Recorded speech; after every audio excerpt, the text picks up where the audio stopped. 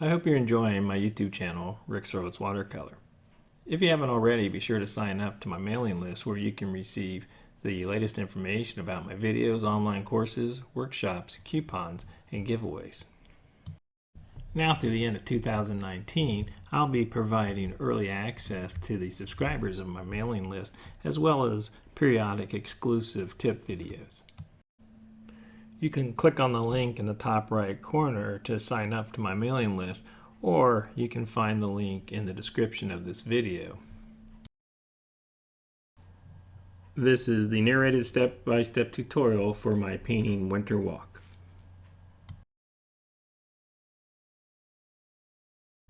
The photograph on the right was a reference for this painting. One of the things that attracted me to this subject is the feeling of depth in this landscape.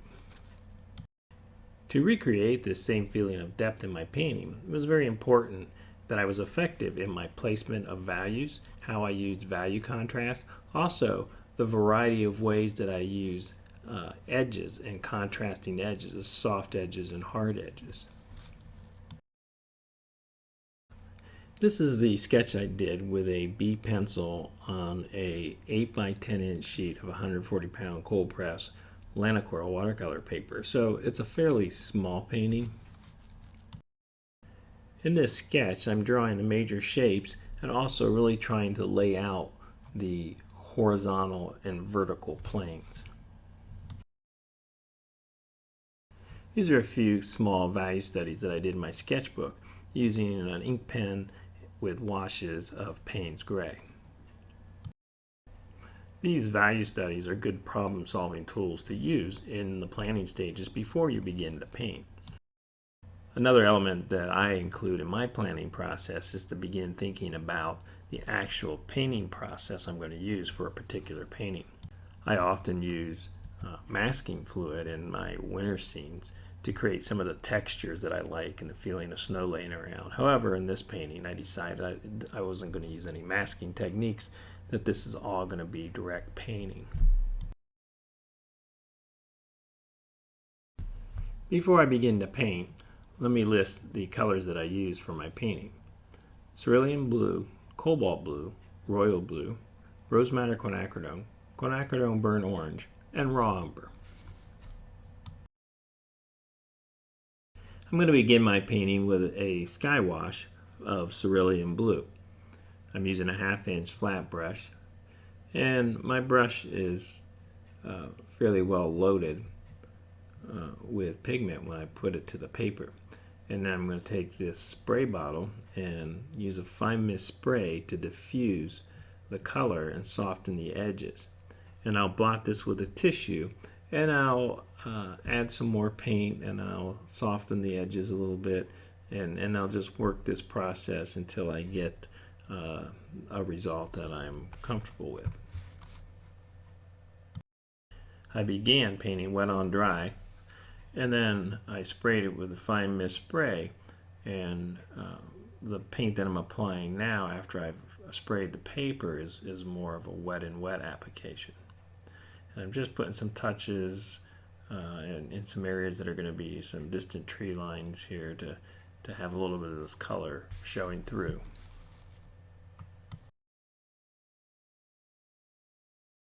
I've dried the sky wash, and now I'm going to use the same 1/2 inch flat brush. I'm going to put in a darker value. It's not going to be the darkest value in my composition. It's still in the distance, and it's going to indicate this distant tree line. And I could also have done this with the paper still wet with a sky wash if I wanted a softer edge, but I wanted to have a little bit more of a crisp edge to delineate the edge of that distant hill. But here I've taken quite a bit of water, and I've taken the same tone, and this mixture has some raw umber and royal blue in it. And but here I've lightened this, and I'm applying a thinner wash of that color to indicate these trees that are closer. Now I'm taking a wash of quinacridone burnt orange, and I'm letting that mingle with the mixture of raw umber and royal blue on the page. So I have this soft transition from the distant hill to the field that's there, and a soft transition into this tree line, which is fairly close, but still soft edge.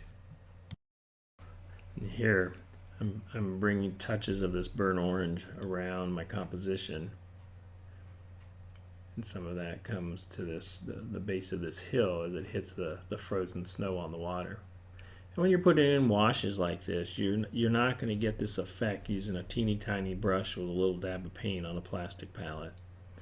You really need to mix pools of color and load your brush up and use a larger brush and put down some expressive brush strokes. Don't sit there with a teeny tiny brush and a little dab of paint on a palette and approach this like you're painting a wall with little just brush strokes, like you're using wall paint. Let it be watercolor, let it flow. Put down a brush mark and let that be the statement. Don't keep working back into it and fussing with it. Here you can see I'm still using a 1/2 inch flat brush, and I've used just about every edge on that brush. I've used the corner, I've used the side, I've used the broad side of it, the narrow side, the tip of it, to make the kind of marks that I want to make. It's not that I don't use smaller brushes sometimes, but you can really get a lot out of a larger brush. My paper's still wet, and now I'm going to come in with a darker value mixture. This is the royal blue and raw umber. And I'm still using my 1/2 inch flat brush. And I'm giving an indication of some more trees here. So I have this dark layer on top of this lighter layer that was behind it that's a little more distant. But I have soft edges because I'm working wet on wet. Here I'm bringing that over to the other side, because you have this tree line that's running behind this hill that's covered with snow. So you can see how all those colors are merging on the paper because their application is wet on wet. Now I'm using a number 3 rigger brush to give an indication of some tree trunks here on the left side of my composition. And I'm using a light to light middle value wash of burnt orange with just a touch of royal blue in it, not much. And here's a little darker value, but I'm just putting in the indication of some of these tree trunks that are right here on the side of this little hill. And I'll come back in over top of these with some darker values later. Here I've switched to a number 1 rigger, so it's a thinner line, and I'm using the same colors, but this is going to give a variety of the linear marks that I'm making. You don't want every mark to look the same, and you could do this with a fine tip brush also, but it's good when you're doing a lot of linear brushwork like this to use a rigger or a liner brush. As I paint these, I'm not trying to pick out every branch and trunk that I see in my photograph. I'm just giving a suggestion of those types of shapes, the size, the scale, the placement, and it's an interpretation of all those trees. I'm not counting each tree and making sure I put as many trunks or branches in. It's just a suggestion. It's an interpretation of what I'm seeing in my reference material. And here I'm taking the side of my 1/2 inch flat brush with a wash, and my brush is damp, it's not saturated, so it's leaving a bit of a texture. And here I'm using a mixture with the royal blue and the raw umber, but I'm just rubbing this gently on the side of the brush just to give a little bit of texture, to give the suggestion of the branches and dried leaves that might be remaining on these trees. Too often I think people overlook what you can accomplish with texture and with line, two important design elements. I still have my number 1 rigger, and now I've loaded it with a darker value. So this is the raw umber royal blue mixture, and I'm going over top of some of the lighter brush marks that I made. So now I have a combination of light and dark on some of these tree trunks. And again, these are just very suggestive brush strokes that I'm making. I'm not trying to copy every tree. You could certainly take a more realist approach and look to recreate every branch and every tree that you see. That's just not the style of painting that interests me.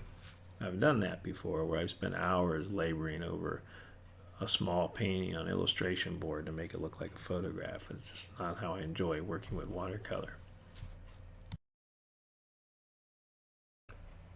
I'm going to do some of this linear brushwork on the right side here.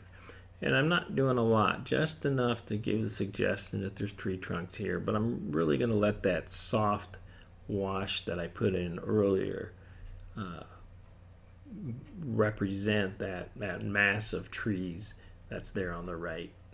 And sometimes after I make some of these linear marks, I'll soften it up with a spray just to break the edges down a little bit and provide a little bit more variety to the edge. Now I'm using a number 4 round brush here just to add a little bit of detail. This is a Princeton Aqua Elite. It's a synthetic sable. It holds quite a bit of paint and it maintains a very nice point. So it's good for doing this type of brushwork. And here I'm just putting touches of some value here and there just to indicate some of the edges of rocks or sticks and branches and things that would be laying around the landscape. So now I'm going to bring some of these colors down into the area where there's water, where it's not frozen.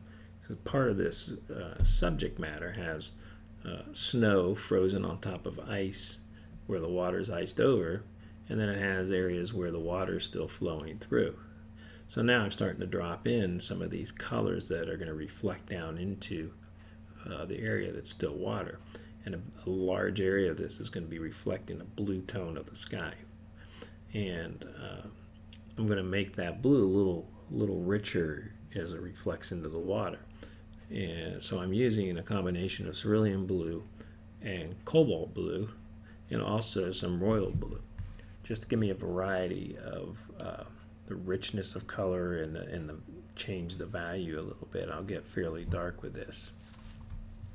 As I put this in, there's areas where I want to keep that blue pretty pure, and I don't want anything in it other than the blue. And there's other areas where I want to let those warm tones, some of that burnt orange, quinacridone burnt orange, and some raw umber, let those mingle with some of this blue here, as you can see on the edges. But I wanted it to be more dominant blue than a warm tone.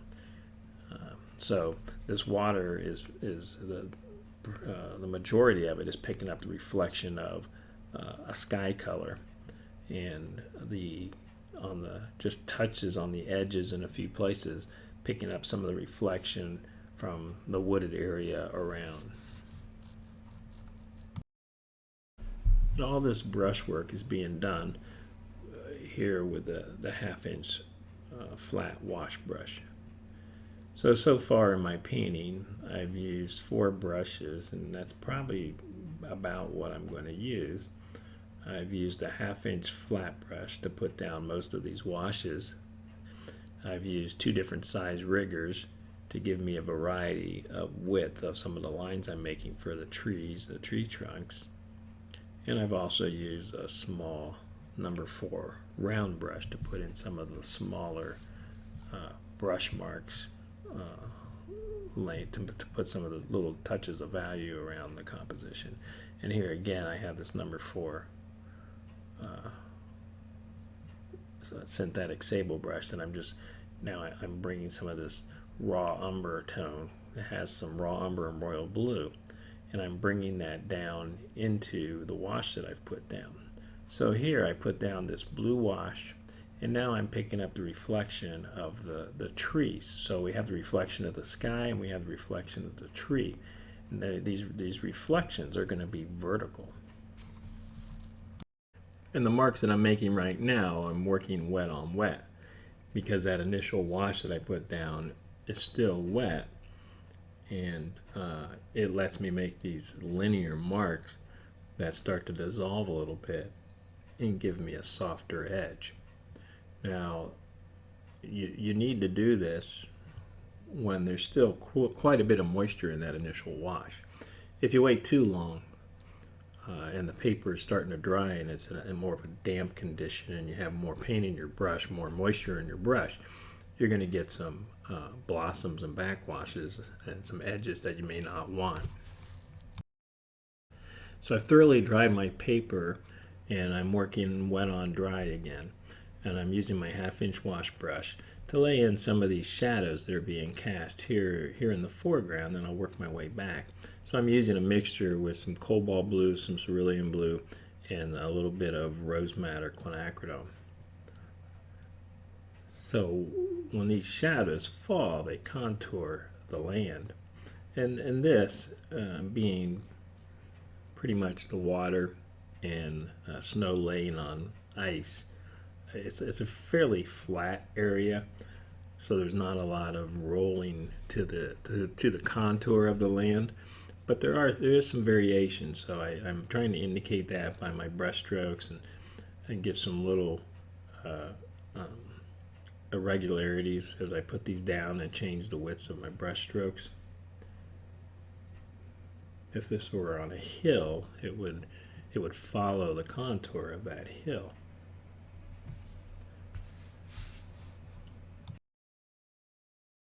Here I've taken these shadowed lines back through the middle ground area, and now I'm just giving indication of some of these rocks that are casting shadows. They're snow covered and they're just touches of shadow where they're opposite the light source. I've reached a point where I really need to think about my value placement as it relates to the foreground, middle ground, and background. The middle ground and the foreground are very close and they feel very much the same. I did that with my value studies, and I need to use those value studies to help guide me in my painting process so that I can develop a better spatial relationship between my foreground, middle ground, and background. So now I'm going to work to really strengthen the value contrast here in the foreground, and that will help improve the spatial relationships between the foreground and the middle ground. I'm going to come in with a much darker valued wash that's a mixture of royal blue, raw umber, and some touches of cobalt blue in it, and really start to differentiate what's going on in here in the foreground from the middle ground and the background. So this is going to help create more of a feeling of depth. And these are large washes that I'm putting down, so I'm not being timid. I'm painting larger shapes.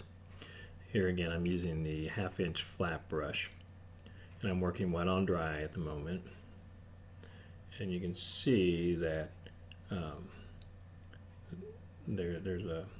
my brush stroke kind of follows the directional flow that I have of these shadows coming across the snow and the ice, and it just helps strengthen the feeling of direction. Now some of these are just touching the edges of where the snow would come down to the ice, and so I'm just using the edge or the tip or the corner of the brush to make the kind of brush mark that I want.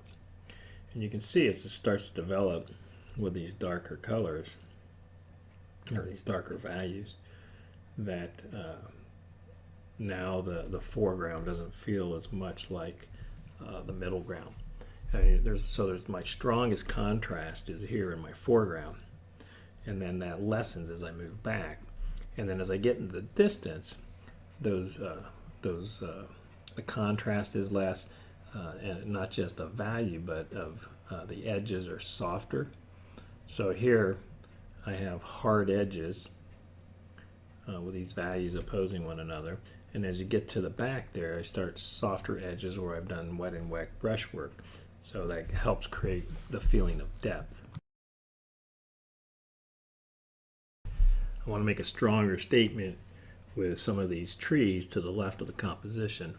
So I'm taking a dark value here that's a mixture of raw umber, royal blue, and I'm using my 1/2-inch flat brush to make these brush marks. But just giving the feeling of some heavier tree trunks, branches. So again, helps add to the variety of what's going on there. Here I'm taking my rigger brush and I'm changing some of the angles here. I'm making some of these curved where everything's been straight pretty much, and just some branches that have shot off. Now I'm giving the indication of some briars or some low saplings, but some things with a little bend into it, and a little so now I have a contrast of line where I've gone from straight to some curved lines. And one of the things this does is give more of a feeling of overlap with these contrasting lines. And again, that's something that helps add to the feeling of depth in a painting. Now I'm just going to put some dark valued marks here and there, just to suggest some activity of branches laying on the ground, edges of rocks, and it carries that value throughout the composition so that it's not isolated in just a few areas. But it helps bring some of those areas to life a little bit, but without a lot of detail. Here I'm taking a dark value blue and just giving the suggestion of an edge to some of this snow pack that's laying on the ice, on the frozen areas of this creek. So just some touches, bringing the value around, creating some edge. But I'm using a lot of this, I'm just using line to indicate some of this. So again, this is an element where I think people don't use enough. Line can be a very effective design tool. There's still reflections in these darker areas of the water, and I'm just coming in working wet on dry now, so I can make a stronger statement with a brush mark. It has a little bit of edge to it, but I want to break those lines up so they're not continuous. I'm using my rigger brush here, but just strengthening that reflection from some of those trees, working wet on dry. So now these marks will have a bit more of an edge than the ones I made earlier when I was working wet on wet, where the brush stroke would diffuse a little bit and give a softer edge, but still a vertical mark. Now I have my number 4 round brush, and I've loaded it with some warm tones, some mixtures of quinacridone burnt orange and raw umber, and I'm just moving around, giving some more darker valued, warm dark valued marks that add to just the whole composition, just touches of value, dots and dashes. These are marks that give the suggestion of, again, of rocks and trees, and everything isn't covered with snow. So it breaks up those large white shapes a little bit, creates some interest, creates some activity. And I'm going to take a little of that here in the foreground and just make a few marks just to suggest that there's some irregularities in the contour of the land here. One of the things I need to do here, one of the last touches, is these trees over here are going to be casting some shadows. They're actually on a bit of a hill, and they have branches going every which way, so they're going to go in a few different directions here, but I need to give that indication. So I'm taking that mixture of cobalt blue with a little quinacridone rose and giving that indication of those shadows. Now I'm going to put a white mat on it. This is something I do throughout my painting process. I periodically put a mat on it to get rid of the outside edges and let you really focus on the artwork as it develops. And there you have my painting, A Winter Walk. I hope you enjoy this and it's something you'll want to try. If you're not on my mailing list, be sure to click on the box in the top left corner so that you can receive the latest information about my videos, my workshops, and my courses. And from time to time, I'll give my mailing list early access to my videos and also give coupon codes and discounts.